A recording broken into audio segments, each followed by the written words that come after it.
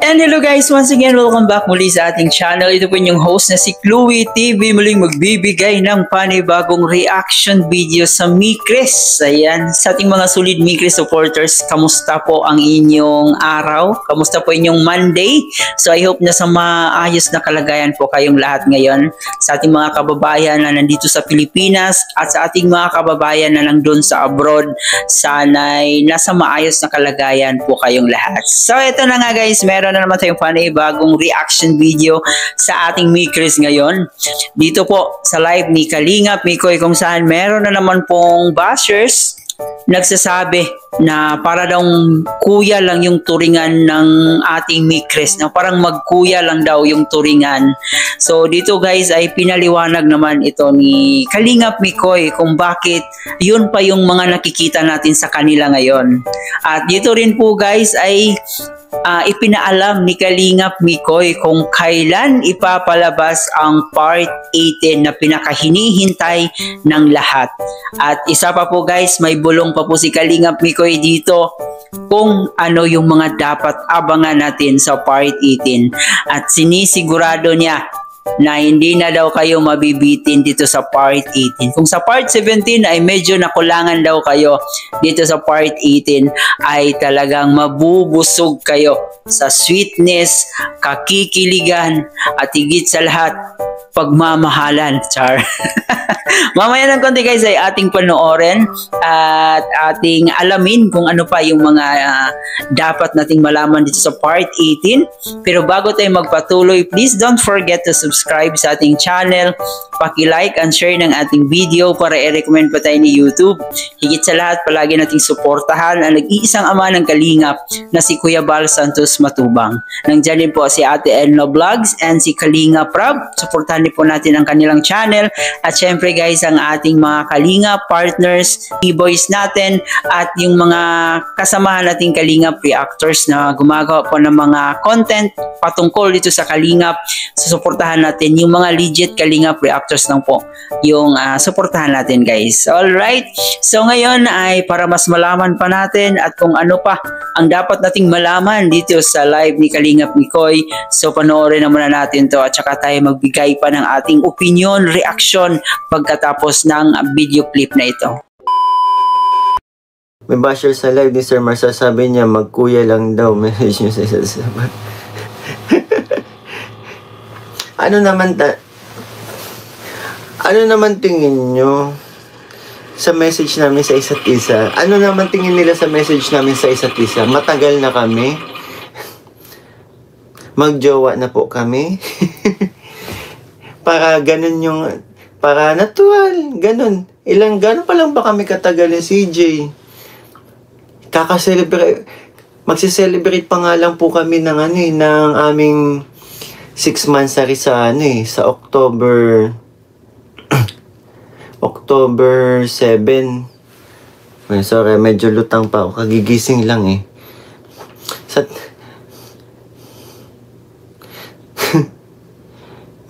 Hindi, siguro masyadong nabitin lang yun sa namin, sa message namin sa isa't isa. 'Di ba?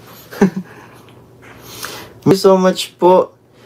Pero super sweet, may nasasabi ba siya pag binawasan ng sweetness, may nasasabi pa din. Ano ba talaga? So ito na. Kasi 'di ba, nung part 17, masyado kayo nabitin. Ito na yung bulong mula sa akin. Naaabangan ninyo. Hindi kayo mabibitin sa part 18. Saan hindi kayo mabibitin? Sa mga eksena. Ito na lang, in short, kung ano po yung minahal nyo sa Mikris, nagbabalik po. Okay? Andyan yung kulitan, andyan yung asaran. Ano ba? Live si Kuya Bal. Okay lang po yun.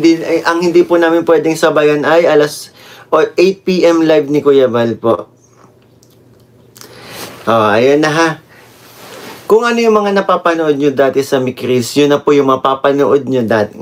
Yun na po yung mapapanood nyo ulit. Kulitan, asaran, at mga sweet moments po. 'Di ba? Sabi ko sa inyo, babawi kami. Pretty Mikoy, ang sweet nyo naman ang honey mo talaga, sobra. Saan nyo nakita? Saan nyo po nakita yung ano? Actually, kanina sa may mga nakikita akong, oh, Mama Gracia, thank you so much po. Kailan ang episode 18? Wait nyo na lang po yung update ni Kalinga Prab sa kanyang Facebook page kasi hindi namin alam po kung kailan po yung upload. Malay nyo sa eksaktong araw po ng Mansari po ng Mikris.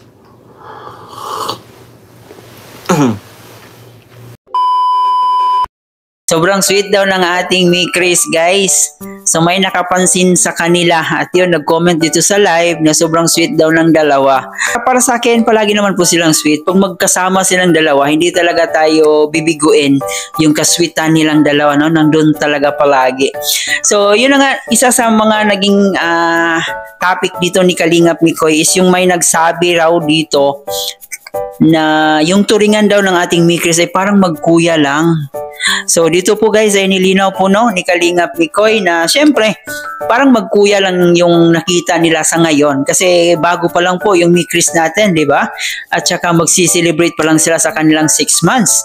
So pangit naman pag yung makikita natin is puro landian na agad, yung kiss-kiss na agad, di ba? So syempre makikita natin sila na pang-professional yung dating, no? Hindi yung parang magjowa. 'Di ba? Sinabi na ni Kalingap Mikoy dito na hindi naman sila pa magjowa. Hindi rin sila tawag dito or more than sa magkakaibigan, 'di ba? Sila po'y tandem lamang. Tandem pa sila sa ngayon, no? At saka palagi naman po yan sinasabi na yung mga love team natin ay tandem lang po sila. Nasa kanila na po yun, bonus na po yun kung magkakatuluyan. Like Jomcar, like Edsy, no? So, itong sa Mikris natin ay tandem lang sa muna ngayon. Kaya sinabi ni Kalingap Mikoy dito na siyempre, yan na muna lang daw yung makikita nila. Sabi nga nila, don't judge the book by its cover. No, kasi hindi natin alam, no? Malay natin magkatuluyan yung dalawa, di ba? So hindi po ganon ang Mikris natin. So sila po yung mga professional at saka alam naman po natin na minor de edad pa itong si Krista. So yun guys, nilinaw po ni Kalingap Mikoy na siyempre sa ngayon ay yan lang muna daw yung makikita nyo, no? May limitasyon kasi hindi talaga pwede yung lalagpas sila sa limitasyon na yan. Kaya wag po tayong mag-demand na gusto nating makita yung higit pa sa kanilang pinapakita ngayon. Silang po tandem lang muna sa ngayon. So malay natin magkatuluyan sila, mas maganda yon. So yung mga bashers talaga, no, hindi talaga sila mawawala ng issue. Kahit sobrang maliit na bagay ay yun, gusto nilang ipagsigawan talaga na kung ano yung nakikita nila, yun talaga yung paniniwalaan nila. Grabe naman yung bashers natin. Pero yun, hindi pa rin yan magtatagumpay kasi mas marami ang nagmamahal dito sa Mikris at mas marami ang naniniwala dito sa dalawa. Kaya yung mga bashers, iilan lang naman yan. Huwag na lang po nating bigyan pa ng oras kasi nakaka-stress yung mga bashers At dito guys, isa sa pinakamagandang balita po dito ay syempre yung part 18. Yan po ay ating aabangan. Sinabi ni Kalingap Mikoy dito na wala pa po siyang alam kung kailan ito pa ipapalabas.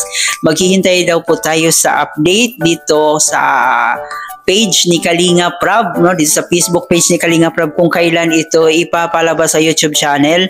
At yun na nga, marami daw po tayong kakikiligan na aabangan dito sa dalawa. So kung yung part 17 ay medyo nabitin tayo, nakulangan tayo, dito sa part 18 ay talaga namang mabubusog tayong lahat, no? Lalong-lalo na sa mga solid Mikris supporters natin. Sabi nga ni Kalingap Mikoy dito, babawi sila. At isa rin sa sinabi ni Kalingap Mikoy dito guys, na isa sa aabangan daw natin ay muling mabubuhay kung paano natin sila nakilala nung first pa lang, nung una pa lang. Matubang. So yun po ang ibabalik nila dito sa part 18. Yung bardagulan, yung kiligan. So lahat po yan guys ay magbabalik. So yan po ang ating aabangan sa part 18. At yan lang muna guys ang ating update dito sa Micres. Baka meron pa kayong mga update dyan na hindi natin nasabi dito. Paki-comment po dyan sa ating comment section. Paki-like and share na rin ang ating video para i-recommend pa tayo ni YouTube. At higit sa lahat guys, paki-pindot ang ating subscribe button at paki-turn on ang notification bell para mas laging updated. Bago natin tapusin, isang paalala po guys, wag na po natin kalimutan. Palagi po nating suportahan ang nag-iisang ama ng Kalingap na si Kuya Bal Santos Matubang. Ito po yung host na si Chloe TV. Marami pong salamat.